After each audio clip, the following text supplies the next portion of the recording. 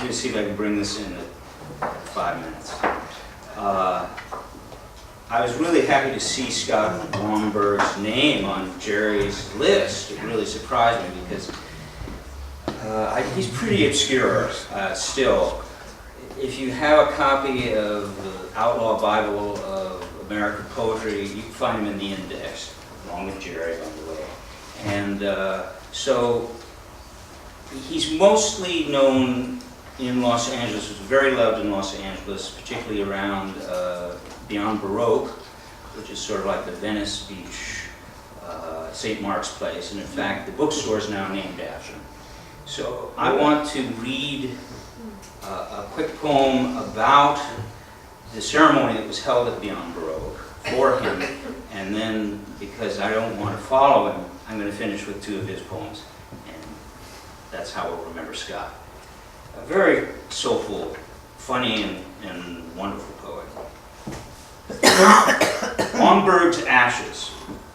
Poet Scott Wannberg's ashes hurtled in LA's dry winds over the groundscape of Beyond Baroque, Literary Center, Venice Beach, Los Angeles, where a billboard apocalypse computer game, Rage, towers over the broken, empty sign of a floral shop, abandoned and fenced in. A 3D diorama, natural history of LA, 21st century, grim-faced road warrior, desert storming out of the sign onto the ghostly roof of recession, broken light rods, and wire-fenced end of the road, left coast, gleaming taco stands of poverty with shiny Mercedes passing, studio suits encapsulated, smug, triumphant, Wagnerian, relax, LAX, airport sign, reassure on the nod. Endgame, that is Scott's ashes at his memorial of drunken poets and aging rockers, higher than all of us now, as the Venice Beach whispers gas house, coffee house, acid head tragedies that have become legend. And LA is a good town to be legendary. As we drive in the atom dust, Scott would have dug that Xerox graffiti of silent comic chaplain's rotting skull.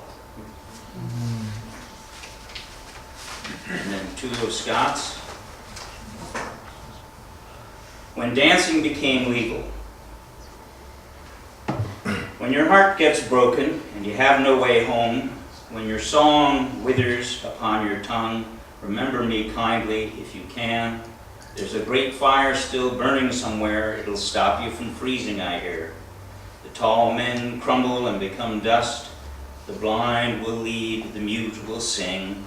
When your heart dissolves, let it fly out among the stars, and its pieces will become planets, and on those planets they will legalize dancing.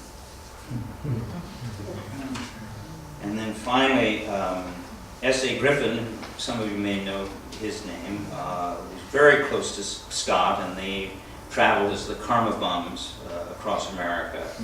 He wanted me to read this in particular. He was very happy when he heard about this happening tonight. 3 things are needed. Again, this is Scott's poem. A space big enough to die in called privacy. Someone's phone number other than my own.